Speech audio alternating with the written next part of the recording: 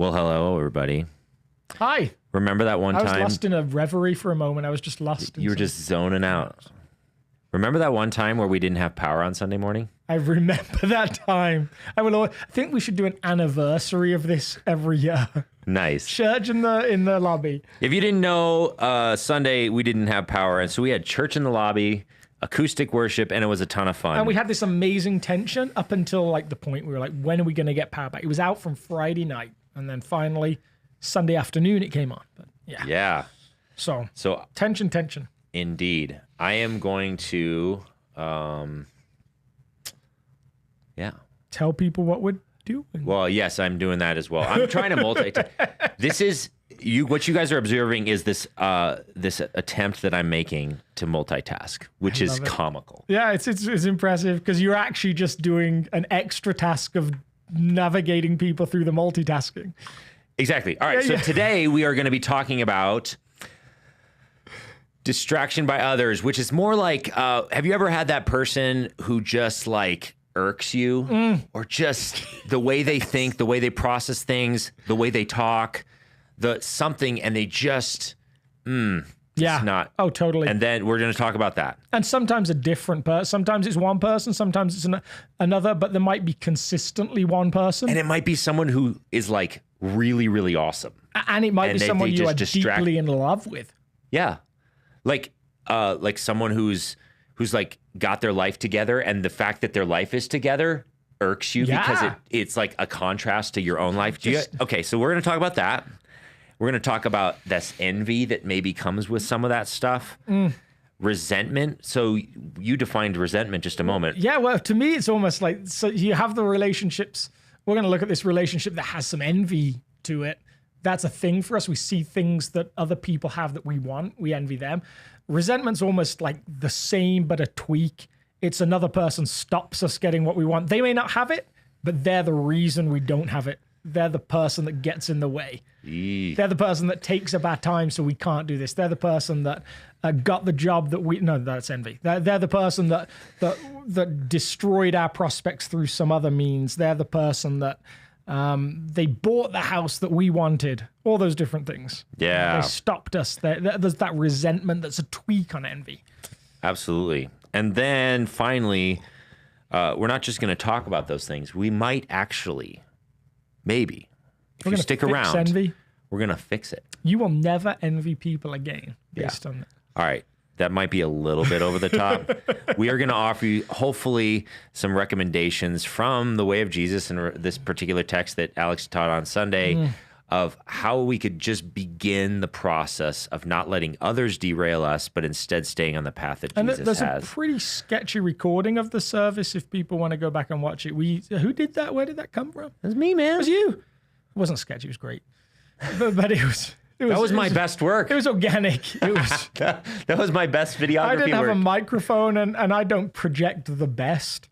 And I have an accent that's not always clear. So we struggle enough with people, especially of a certain demographic, perhaps, that don't hear me well. So we survived. That's funny. Maybe not thrived on Sunday, but you can watch the audio. We talked about this interaction. So we've been talking for a couple of weeks about this follower of Jesus, Peter, also known as Simon. And he's a fascinating character. And I joked on Sunday, he's so broken, we had to spend 2 weeks on him because he really is a bit of a mess. And I like that about him. He reminds me of me more than the other guy we'll talk about today, John, who just like, at least if we believe his own writing is a little too perfect at times. Like all the other gospel... Does anyone know anyone like that? All the other writers of the biographies of Jesus, like Matthew, Mark, and Luke, are like, Jesus was arrested, we all deserted him. John's like, everyone deserted him, but I followed at a distance. Like, all right. Well, you waited till everyone else was dead to make this claim that we can't verify. Now, I'm happy to trust it, but I'm suspicious as well. My hermeneutic of suspicion is there. But we watched the first week, again, can go back and watch this. Jesus deals very beautifully with Peter, who was denied him by a fire. And then in beautiful symmetry, a few days later, they stand by a fire together. And there's the potential for Peter to remember every time he smells that wonderful evocative smell of campfire, to remember the way he denied Jesus. And instead, Jesus recreates this moment around breakfast of a new day, when now he gets to stand by the fire and remember God's goodness and grace to him. This is a wonderful story. It feels like this should be the ending story of the narrative. Like, now all is well. Go do your thing, disciples. Jesus returns to his Father. The world is changed. Peter is the leader who's reinstated. And just as it all looks like it's come to resolution, John comes wandering into the scene. Indeed. I just looked down. I'm pulling the passage up so I could show people. I looked down and said, Peter turn and seeth the disciple. I was like, oh, this is in the King James. I was like, what is going on here? Seeth? I haven't read it that way. So we began, verse 20. Peter turned and saw the disciple whom Jesus loved, which most writers think is probably John, was following them. This is the one who had leaned back against Jesus at the supper and said, Lord, who is going to betray you? When Peter saw him, he asked, Lord, what about him? So there's this unpacking for Peter from Jesus of, you're going to die at some point. You'll have another chance to not deny me, and this time you won't. And so totally. Peter's heard where his own story is going, and now John comes wandering in. And it's like it's this trigger to Peter of like, what about this guy? Yeah, there's like this intimate moment. Like you talked about that Sunday, how John, one of the things that's unique about the book of John is how he has this ability to like almost like have everything else fades and this like this intimate moment. And then Peter's like, in that moment, getting restored, encouraged. Probably some tears, some weeping. I do have a plan for you. I'm going to have you lead my church. And then Peter's like, but what about, I still have the passage pulled up instead of us, but that's okay. That's fine. But what about him? Like there's that, the thing in the moment that he's with Jesus. And for those of us that follow Jesus, like take that as beyond just having Jesus' physical presence. Take that for us as that moment where you're living like simpatico with Jesus. You're like connected, feels like he and you. I've had those moments where I felt like I've walked across the street and it's like he's walking with me. It just feels like this constant community. And then in this scene, John walks in and it's that moment of distraction. And I've got this just sneaking suspicion, no other one of the followers of Jesus walking in that moment would have bugged Peter the way that John walking in bugged him. And John even, he kind of alludes to him. He's like, this is the disciple that leaned against Jesus at the Last Supper. This is the favorite one. This is the one that he loved. Totally. There's that. Yeah, where's that? Kind of just, verse 20. This is the favorite. This is the good guy. And the comedy, the extra comedy is John's the one writing. Yeah. So, if the scriptures haven't ever made you laugh, I don't know. I think something about when the scriptures started, when I started to learn the culture and the cross references enough, and just internalize them, I started seeing more and more comedy. Anyway, and like this, the whole book of Jonah, in some levels, is comedy. This is like the back end of John's gospel is one of the funniest parts because the two disciples running together. I got there faster. It's just like it's schoolboy stuff. And then so weird. And you obviously this is a little bit speculative, but how do you know what's John thinking what's John thinking as he's writing this? Is he intending to be cheeky? Does he notice that about himself? I certainly hope that he's like, this is actually this subtle inside joke that I'm sending to Peter. Yeah. I just wish it. I'd love it if that was the case. But I guess you kind of think I kind of have to think that they got over it a little bit because something you told me that I had never noticed. The only way that John is able to tell the intimate part of the story is Peter had to tell him. Somewhere, or he has to have heard it from somebody else. Yes, yeah. But there's definitely, we see a lot of the tension around here seems to be around leadership, who's in charge. They've had this Last Supper scene. John has had the seat of honor next to Jesus. When we look at how it's described, how people sit, seems like John gets the seat of honor, even though it seems like he's probably the youngest of the disciples. Peter is put in the worst seat.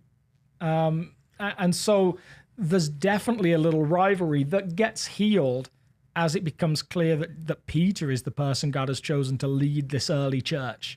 Peter will be the one that stands up on the day of Pentecost, as we'll get to. Peter and another strange character helped lead the Jerusalem church that we're going to hear about this coming Sunday, which will be fun. So come back to hear what the other leader of the Jerusalem church was. Yeah, and that's not me. I'm going to learn along with you. I don't know what's coming. Right. It's going to be fun. Left in the tension. Yeah, make sure you don't miss Sunday. It's fun too. So there's the scene, Peter, in a moment of not triumph, but a moment of healing, a moment of health, a moment of wonder, suddenly is distracted by this other person walking into the scene. And to us, the larger point that we thought, wow, how fun to sketch out and challenge each other on and you on, is that moment of envy. That's what it seems to be, is the root of that. Like, this guy has something I want. What about him? Like, he's got the things I want. Is he going to suffer like I'm suffering? Is he going to experience what I'm going to experience? So maybe describe what that might look like in our era. You know, middle class or lower middle class, upper middle class, whoever you are out there in the self-fellowship community, what might it look like for them to experience this similar envy? So it may just be the person next door that has everything a little bit better. It may be the colleague at work that seems to get the promotions that you feel like you should have gotten. It may be the person that you encounter at the gym who is in better shape, there could be so many things. It probably comes from our own sense of being incomplete at times. Like what we see in this moment is Peter for a moment seems to root all of his identity into his relationship with Jesus. And John brings that into question. So whatever it is that we try and place our identity in, when we see somebody else that has it. Like when it's just Peter and Jesus, he's starting to feel built up. Yeah. His identity's starting to be restored. And then you add another variable, and then suddenly he's like, I'm not as good as John. Pricks the balloon, it just disappears. It's like, I'm just not quite as good as John. John has everything that I want. John's the loved one. John's the leaning back one. Like, John's the one that's still, again, it's not a negative on John. He obviously loves Jesus so much. He can't leave him alone to have a conversation with Peter. I picture the two of them kind of wandering down the beach together, unpacking all of this. Yeah. And John's like just awkwardly, unsocially distanced behind them. He's kind of like, woo. We have this phrase that we use in our family of you being a space invader. The old show. And so we use this phrase of, no, you're a space invader. You only have no personal boundaries. You're like, you get that with young kids. They're all over you and everything. John is a space invader. He's like, he can't stay away. Jesus is there, so he wants to be there. And he's just, I can almost picture him kind of like glued in, like listening over their shoulders. But there, again, John's writing this. Yeah. And there's a little, like, even though we kind of chuckle about it, he's also, as an author, he's trying to communicate something about following and all this stuff. Totally. So what's the, all right, so you've painted a picture of what that emotion feels like. And maybe for some of you that has been an experience. And I know of an example of a friend of mine who want their person that derails them is actually awesome. Yeah. And they love them so much. And it's like, the challenging part of it is actually they're following Jesus better than me. Wow. And it's convicting, and I want to be that kind of parent. I want to be that kind of, colleague. I want to be that. They just seem to do everything so well, and I just don't have the energy or the capacity or the mental bandwidth or whatever it may be. And you're like, wow, even someone who's like doing really good things can derail you. So what does Jesus do with this envy in this passage? Well, it's super frustrating, I think, isn't it? It's his answer is just follow me closer. Yeah, so he's got it. What does it matter to you? What if I want him to return till I'm alive? What is that to you? You must follow me. That's verse 22 for those of you listening, right? That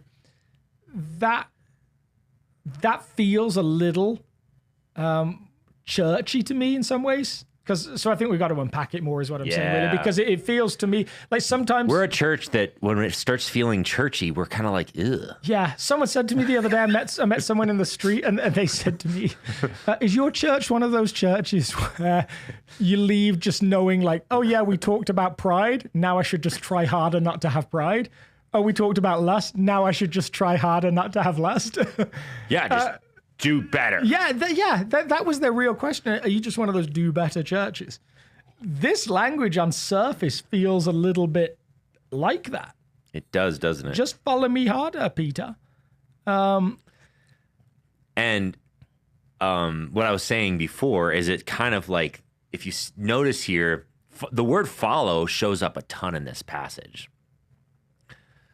You know, there's like all of these different, like, even all the way up where he's restoring Peter up here, he's got this like lead, follow, lead language. There's a lot of this follow kind of language. And then Peter turned and saw the disciple Jesus loved following. Yeah. There's this like, it's as if John's kind of like, it's a little awkward, the fact that John's writing it, but he's kind of like, Peter, just do what I'm doing. Yeah. And maybe... I'd like to think that John's character is this because hopefully John's character is this way. It's maybe like the only thing that makes me have the thing that you wish you had is the fact that I just am obsessed with following Jesus. Yeah. I mean, and if that's not the message he's trying to send Peter, I do think that that's the message he's trying to send us. Yeah. As and readers. So there's a couple of, like, you picked out that keyword follow in this text. Another keyword is nothing. Which is up higher. Another keyword is love. But the interplay between nothing and follow is Jesus' message to them earlier. They don't catch any fish. When Jesus is there, they do catch fish. The message is, without me, you have nothing. Without me, you are nothing. With me, you are everything. Or I give you everything. It's a question of orientation. It's turn your whole orientation towards me. And so when Peter walks with Jesus, when he's going through this process, that's where his orientation is. And then when John comes into the scene, it's like physically he turns his orientation from Jesus and places it somewhere else. Which you shared another one of the Peter stories. That's another beautiful example of that. Walking on water. Yeah. Orientated towards Jesus, and then the waves and the wind in this story are the distraction, and suddenly he's sinking. And it's, again, same message. Without me, you can do nothing. Without me, you are nothing. And so I think it's not actually follow me better or try harder. It's in that moment, Peter, you aren't following me. In that moment, your distraction has turned you in a different direction. So how's that different? To come back. So it's not just do better, is it? It's a recognition of the things that stop you doing something. It's the recognition of the triggers that pull your attention away. So it's not try harder as much as, or do it better, as much as be aware there's things in life that will lead you into following something else and not me. And the moment you're aware of those things, the less dangerous they become. There's like a gravitational force that comes with us as being broken humans. Like we have like this magnet in our brokenness that's just being drawn to like all these other alternatives, right? There's this huge, one of the biggest challenges of being a follower of Jesus is just simply remembering and staying on track. And gravity is a great word for it, because there's the Jesus-like sun in the middle, and it's gravity holding us in place. And then for every one of us, there's things that seem to try and grab at us through their own gravitational pull and pull us out of that orbit. And it's like, to me, Jesus is saying in this moment, Peter, you're out of orbit. Something has pulled you into a different orbit. Something has pulled you off. There you go. There's your bonus illustration from Sunday. And you're now moving around something else. And we talked about social media on Sunday. We talked about the tendency for that. Interestingly, my wife and I had a conversation about this afterwards, and she's like, it doesn't bother me. I just look at everything on social media from the point of view of it's fake. It's not real. I kind of default there too. Which is fine. For the most part. I like to think that I do that, but then every once in a while, there's been a few times where I'll see a post and I'll sense this like thing in me, and I was like, whoa. Yeah. I didn't know that I felt that way, but yeah. I think I notice it most actually not around personal life, but more around church life. Totally. Like if I see other things that other churches are doing and stuff, I'm like, that's what it is for me. Like that looks amazing. We should do that. And I'm like, but was it amazing? Or is it amazing? Or is that what we're supposed to be doing? Totally. It's more like they baptized that many people. Yeah, and you're like, absolutely. I'm like, holy cow, there's brokenness when like the kingdom of God is growing. This other church sees people meeting Jesus. And I'm kind of like, I want that. Yeah, absolutely. And I see it with other pastors that will write like sort of like really articulate things around like a national tragedy or something like that. Oh yeah. And I'm like, should I be doing that? Like, is that what we're called to do? And I don't, because I don't know that it changes anything. Totally. Like it's to me, it's like an actual intentional practice not to do that. But there are moments I'm like, wow, yeah, is that what the call is? So it is interesting how it probably affects us in different ways. But I can also spend hours scrolling through Marketplace looking at all the things I want. And like, just like, oh man, I'd love to have that. I'd love to have that. I'd love to have that. I'd love to have that. And there's also like a distraction. This is more on the distraction side of things. And it's one that I struggle with, so I can intimately describe it. There's like self-inflicted, like I'm trying to distract myself. It's avoidance distraction. Yeah. And the end result is very similar. If it's like you're accidentally distracted, like John walks up and he catches the corner of your eye and you're like distracted, then so you're not engaging with Jesus.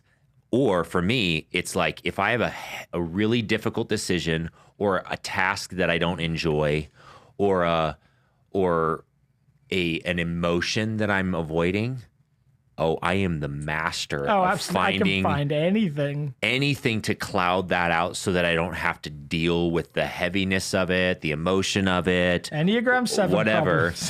Exactly. And I also don't want to feel bad about myself. No. So I'm good at finding things that sort of kind of look like I'm learning something. / avoiding the massive elephant in the room. Like I'm over here reading the dictionary. Good. I'm such a good human being. I'm reading my Bible so that I don't have to pay attention to the fact that I was a jerk to my wife because I was hurt by something she said and I don't want to have that conversation or whatever. You name it. I totally get it. And in this scenario we're looking at, it's almost like you could imagine it taking shape here initially, couldn't you? Like Jesus and Peter have this thing they have to deal with.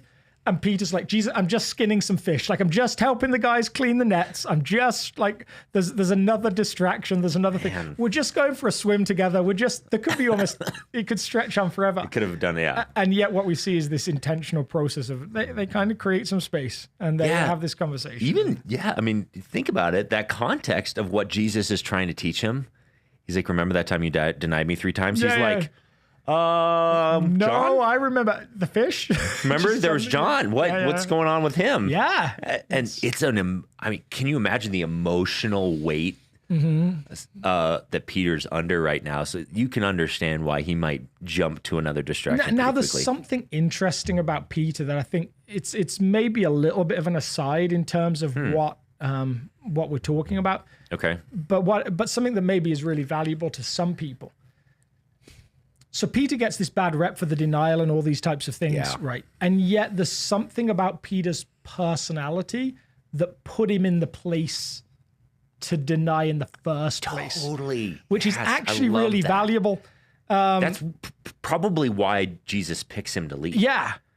So the other disciples run away and John, throws this caveat. Like, I was there somewhere, like just, I was kind of somewhere. I was kind of in the thing, but... I wasn't close enough to get called out. That Peter's the one that we actually read in the place of people being able to say, you were with Jesus and close enough that Jesus can look at him. This is like ground zero. Political prisoner, arrested, big trial. There's people on the streets right before Sabbath in a courtroom. I mean, there's public outcries. This is the situation you flee from if you're predicated. And he's close enough to be seen by Jesus. He's close enough there that he's in the room. You almost think, like, knowing Peter's personality, is he planning like a sting operation? Yeah. Or like a rescue mission? Yeah. He's like, this is like Mission Impossible. He's and yeah, then this girl's like, are you one of them? He's like, no, what? I'm totally not planning a rescue mission. Yeah, that's exactly what it feels like. And so there's almost, for us as people, the inherent nature of risk is present in this conversation. Totally. Peter is there because he's by nature a risk taker who will try to do hard things. And he has failed doing those hard things. And Jesus' message to him isn't don't try and do hard things. It's that one day, Peter, you'll try this hard thing again, and I'll give you the power to get through it next time in a positive way. Which brings us to Pentecost. Right? You without me, you are nothing again. Yes. So I think it's just interesting to just think through, like, if you have tried and failed, the message shouldn't be don't try again. The message might be, the learning thing might be all sorts of things. Do it different. Find a way to partner with people that can help you be successful. It might be a spiritual thing of, like, how was that a partnership between you and Jesus? All of those different avenues. But it's not don't try it. It's not don't risk it. Yeah, Peter by nature is there because he's a risk taker. And none of the others seem to have been in the same At way. least not to the same level. To the same degree. Totally. And so there's a joy in Peter's story. So I know you actually have to leave, which might be the key recipe. This might be it. I'm going to just book appointments at, like... Just book an appointment at noon, and then we might not do a 50-minute podcast. Yeah, we're at 27 minutes right now. It looks like amazing. I think, so in light of that, let's transition to, like, what are some things... Okay, we painted a picture of this envy and how easy it is to think. So, and then you've even said the key is to follow Jesus. The key is... So let's get down to the nuts and bolts. Practically speaking, if someone's out there listening, how? Well, so the first one is, we talked about it. It's recognize what grabs your orbit, what pulls you off in another direction. A little bit of self-awareness. Just learn. Self-awareness it seems to be a key there. Like, I know that for me, as a Enneagram 7, I want things to be easy. I want things to not be difficult. So anytime I look at someone's life and say they have it easy, that's going to pull me in a direction of, like, I want that. It's the thing we talked about at the end of Sunday of we see people's successes and not their sacrifices. Yeah. So just being aware of the thing. I want to be that athlete. Yeah. But don't make me be in the gym every day of the week. And I was totally with CrossFit. I said to some guys after 6 months, it suddenly occurred to me, I was going every week hoping it was easy this week. That I finally got to the point where I could do the thing and it not be challenging. And the guys that are good at CrossFit go every week saying, I want to work harder so I can be faster, stronger. As soon as it's easy, then we're failing. We need to mix it up and change the... And those guys are crazy. Yeah, they are. And so knowing how you're wired seems to be a big thing. Yeah. Especially around envy, it seems like gratitude is this key thing. And you mentioned this book that I'd not heard. And this is like one of the, usually I'm the one that's like, have you read this book? Have you read this book? I read a book that Alex hasn't read. This was the moment. What? I'm sure there are plenty of others. Write this down, people. In this case, this was a book I hadn't even heard of. So yeah, and I think it's called 1,000 Gifts. Let me just make sure that that's what it's called, because if I'm going to recommend it, gifts. I'm looking it up here. Yes, it is. 1,000 Gifts. And it's sort of this story of someone who struggled with envy or struggled with depression even. And a lot of the depression was related to this, like, I can't keep up and all of that stuff. And then she just decides to document 1,000 things that she's grateful for. And it's the story of how her entire life has changed. I highly recommend this book. And she talks about some of the theological sides of that, of this, of the power of gratitude for transformation. And so this is a great way. And my wife's really good at this one. She also struggles with some of that stuff, but what she's committed to is when she starts to sense that dissatisfaction rising or any of that comparison, she's really, really good about pulling out her journal in the morning. It might have actually been one of the reasons why our marriage has survived is because there's been times where she was dissatisfied with me, and rightfully so, and because I was kind of a jerk in various. I mean, for just context, a little bit. Go back and listen to last week. I was just a little bit of a jerk, right, Allison? Just a little bit. No, I was kind of a big jerk at different seasons of our marriage, or just absent, or on and on and on. And when she started sensing that, like, our marriage isn't doing well, she would sit down and she would force herself to write down things she was grateful for about me. I love that he loves to lead, even though that leadership, even though that leadership's stealing him from me right now. I love that he's, talks well, even though that means he's on stages and not hanging out with me. She was just religious, but that's some of what allowed her to stick it through. And it was like a really, really good spiritual practice that enabled her to weather some seasons of really, envy and all that stuff. And so I think that ties in nicely with what I would say the last one is, one, realize what's the thing that pulls you in a certain direction. There's even biblical language around that, like the language of, I think is it in Hebrews, where it says the weight and the sin that so easily besets us. Yes. That language of weight is like, if you have a ball that you try and roll, but you put a weight on one side of it, it will pull it in that direction. And that's the specific language. What's the leaning? What's the thing that pulls you? So everyone has something. There is the gratitude piece. And then, yes, Jesus does kind of land us a little bit with the you just follow me. Not try harder to follow me, but you focus on your journey. And so some of that tied into gratitude is the appreciation of the journey that we are on. Not because it's easy, but because it's our part to play in the kingdom that God has created. Our journey is not the same. Your and my journey is not the same. It has different challenges, different joys. Those are actually good things. And almost everyone that you see towards the end of life looks back and says, there are parts of the journey that felt the hardest or felt like I had the least. And yet I see the joy in them. I heard this fascinating Joni Eareckson Tada quote the other day. She's the one who's paralyzed. Yeah, she's paralyzed, dived into a pool at 18, was paralyzed from the neck down. And she says, I would not trade it for the world because of it, I have Jesus. So her awareness of this journey and what it has given her, as well as what it cost her, is fascinating. And the way she phrases that is, God will use what he hates to do what he loves. God will use all the only broken someone who's things. paralyzed from the neck down can say stuff I could like that. never have come up with that or lived that. So she would say, take that problem of God evil. uses things like sickness and suffering that he hates to create what he loves, which is people formed in the way of Jesus. And she's able to say it because she's like, and I would point to this tragedy in my own life of not being able to wash myself for the last however long. Having to be able to rolled over by another person because I get bed sores. Yeah, learning to paint with my mouth because I can't use my hands and legs. Wow, see, that's... She would say, I would celebrate what happened to me because of what it has led me to. When she says that, I'm like, I'm interested. When other people tell me that, I'm like, I don't want to hear it. Yeah. But when she says it, I'm like, yeah.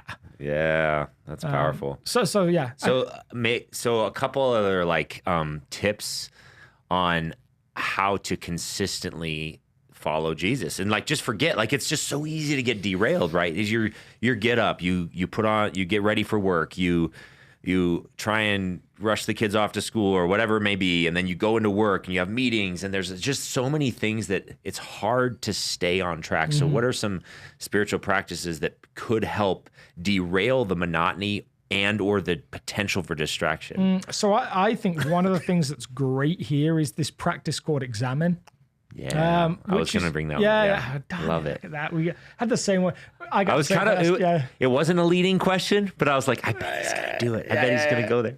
It is this practice of reflecting back on the day, asking yourself just some key questions, and you can find it in you could find an outline online. It was in the daily devotional a couple last week or 2 weeks ago. Yeah. But it's again, it's supposed to be gentle. It's just this calm reflection of, where did I see Jesus in the day before me? Where did I see challenges? You get to reflect back in this just beautifully healthy way, which enables you to think about things differently the next day. It actually enables you to let go of some of the stuff that you come out of the day with, and then move into a new day, which again is this whole Peter cycle. It is people. It is each of us turning up to breakfast with Jesus on a new day. Yeah, I built my own little simplified examine, and it has these steps. Just if you wanted to, it's the prayer of examine. If you want to Google it, and there's all sorts of different versions of it, but I just simplified one because I'm simple. Become aware of God's presence. So that's just taking a moment to sort of still yourself and just be aware that He's there with you, and then review the day with gratitude. Try and find those moments. Pay attention to your emotions. So, and then when I do this, I try and actually just write a line or two of like, how did I feel about those things that I just reviewed? And we spent a whole week on a whole series on emotions. Like, emotions can ride, they just can't drive. Yeah. Choose one feature of the day and pray from it. Or pray through it. Say like, oh, there was the spot where I had this emotion around like that coworker. Jesus, can we talk about that? Like, why? Why do I feel that way? Or whatever it may be. And I usually spend a lot of time there because that's a lot of where I start to see the why behind my emotions. And then look towards tomorrow. What do I have on my agenda? What are the meetings that I have? What's the kind of presence I want to bring to those meetings, those gatherings? When I do this, oh man, I feel so much better when I don't. Absolutely. And in this specific context, it's the invite, especially around tomorrow, to begin to say, these challenges, this gravitationalness to life, where do I think that might show up tomorrow? The person that really bugs you, how am I going to encounter them tomorrow? When they drive up in their Lamborghini, like, how do I feel about that? Or their Tesla. Yeah. How am I going to respond to that, and why am I going to respond to it?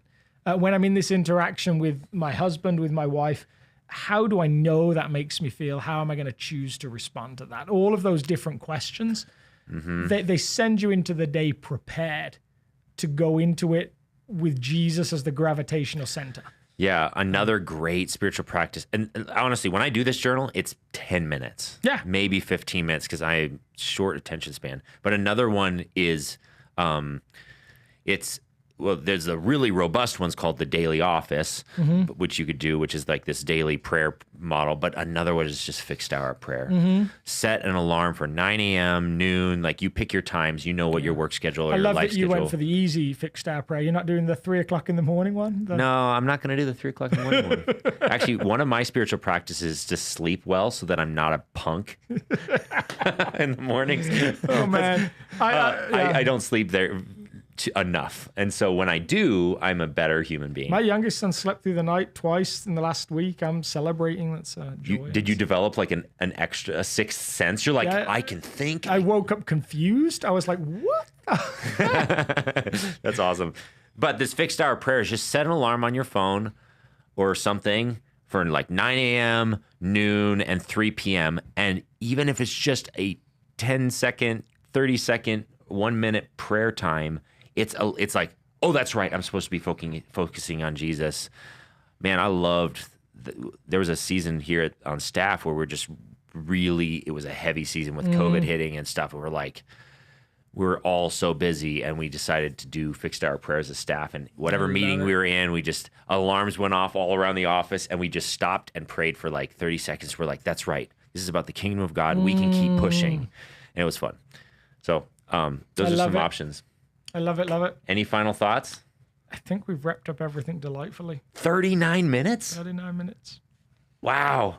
We have arrived. It's the sound of people high-fiving. All right, so let us know in the comments, Facebook, YouTube comments, whatever, if you liked the fact that we were more efficient, we meandered less, or whether you miss those times we talk about the video camera for 5 minutes nonsensically. Do you miss those days? I miss those days. Those were so good. Ask questions. I didn't check on questions. I like the fact you got new week. stools and they don't squeak. Yeah. Yeah, you can notice now Alex can spin constantly without any issues. Oh, it squeaked a little. Last week. All right. See y'all later, and thanks for tuning in. Bye-bye.